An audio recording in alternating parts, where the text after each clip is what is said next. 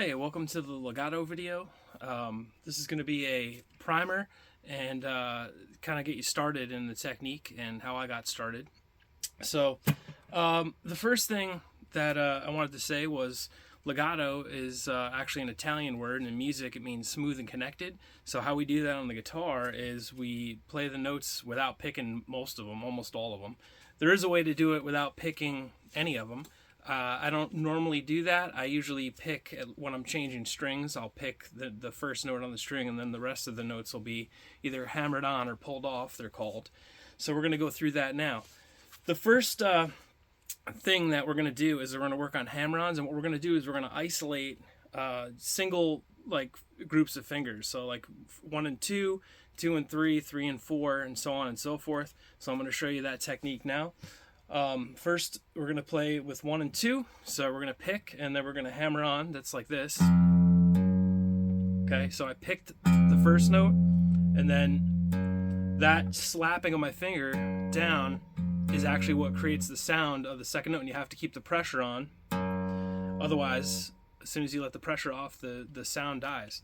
So we play the first note with the pick, and then hammer on. Now what we're going to do with this exercise is we're going to take it across the strings like this. So and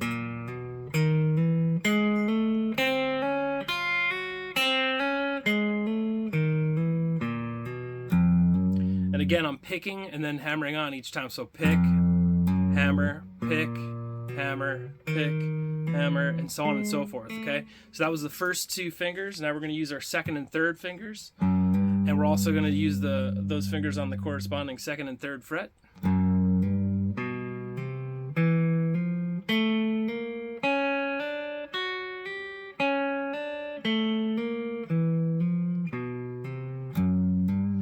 Okay, next set is going to be 3 and 4, and we're also going to play that on the 3rd fret and the 4th fret, so that's going to be like this.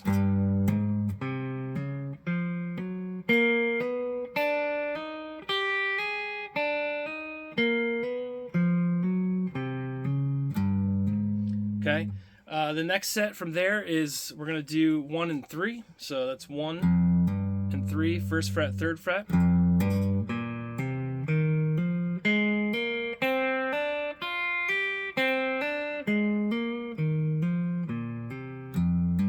we're going to go 2 to 4, frets 2 and 4, also fingers 2 and 4, so that's going to be this.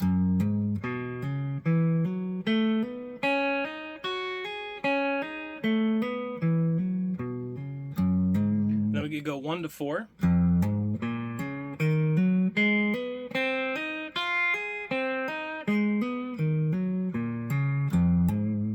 Okay, so that's all the combinations that you could do with your 4 fingers in position without doing a stretch. Okay, so a stretch would be something like this, where you're going, in this case, 1 to 5.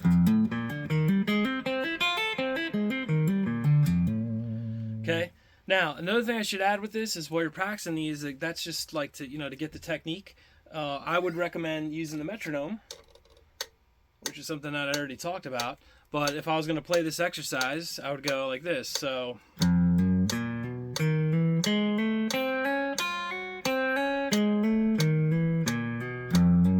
right? So that would be how I would go through this. Now, so what you want to do is, obviously this is a left-hand exercise, and what you want to do is you want to take each of those groups that I showed, and you're going to take each one up fret by fret all the way up to the 12th fret, and if you wanted to go back down, you could. So let me demonstrate that now. So I'm going to get my metronome going, and I'm going to take that first 1, 2, and I'm going to take it up to the 12th fret. So that's going to be like this.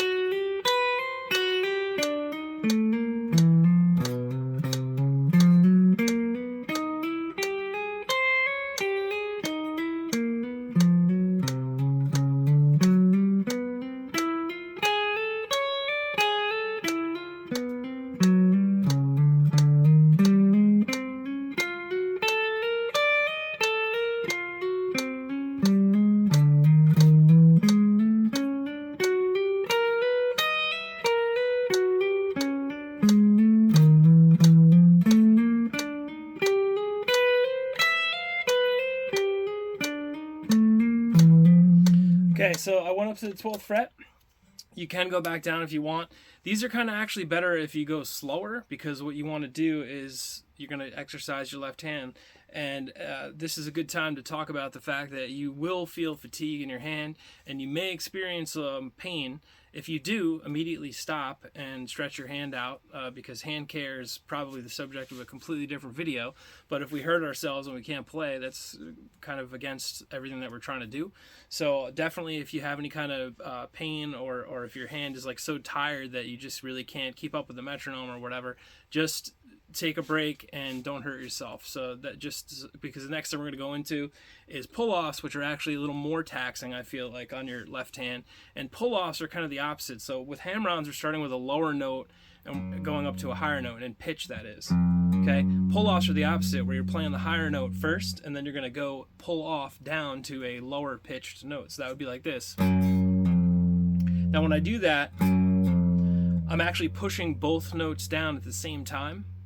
Meaning both fingers, both my first and second in this case, and then I'm slipping off my middle finger, second finger, while I'm still holding down the first finger. If I didn't do that, if I didn't push down the first finger enough, it would kind of be like, and it would be like no note, right? So we're pushing them both down.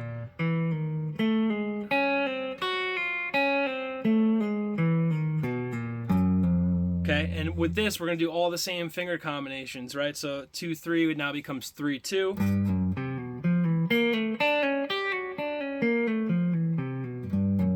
And then 4-3. And then 1-3. Right, 4-2. Then 4-1. Okay, and what you do here is the same exact thing with the metronome. You would go up each individual one. So you can see that this takes quite a bit of time, and it's quite a workout for your left hand. This is all to build strength to do some of the stuff like I was doing right in the beginning of the video. So that brings me to my next thing, which is to how to combine these so it's actually a little bit more musical, because you know that I'm always talking about how to be creative and be a little bit more musical. This sounds very mechanical and very methodical, and it's not really musical at all. Again, it's just a workout. So what you're going to start doing is putting them together. So that would be like, okay, so I just strung together 2 hammer-ons. And if you recall, there one of my previous videos that I made about the modes hack, we're going to be using these shapes.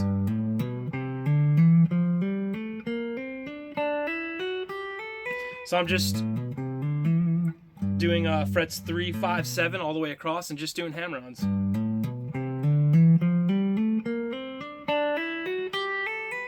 Okay, so we're starting to get the idea of, it's not quite a scale, but it's a pattern, it's a shape, but it's a little bit more of an extension, right, of the technique. So then when we go back down, we can go hammer-ons again.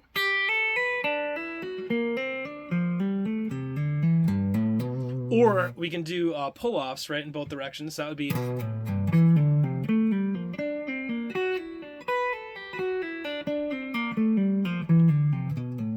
We can go hammer-ons up. And then pull-offs down, which would be more, I guess, traditional, right? A scale goes up and it goes backwards on the way down. I always feel like you should, whatever you practice, always go in every direction possible, because then it's kind of like if you were working out, but you only worked out with, like, say, your right arm and not your left arm. Your right arm would be very strong, and your left arm would be weak. So we kind of want to always have all the bases covered with direction, up, down, left, right, and so forth when you're playing through these things. All right, so another pattern would be, if we do this. Okay. So now I'm sort of combining hammer-ons and pull-offs on one string. So it's a pull-off, then a hammer-on, then a hammer-on, then 2 pull-offs. And again, you can get as creative as you want with this. Just combine them in whatever way you want. So I can maybe take that into something like this.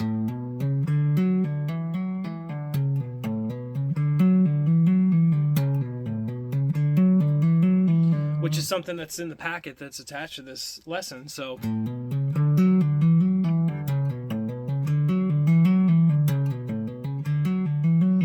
up to speed.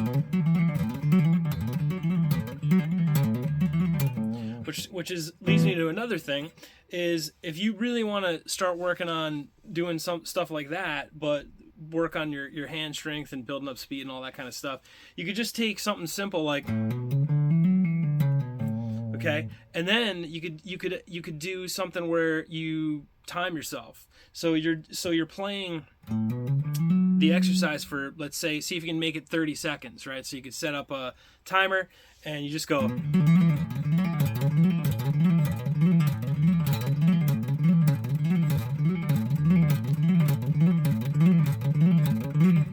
right? So you just keep that going. Maybe you start off, see if you can make it 30 seconds, see if you can make it to a minute.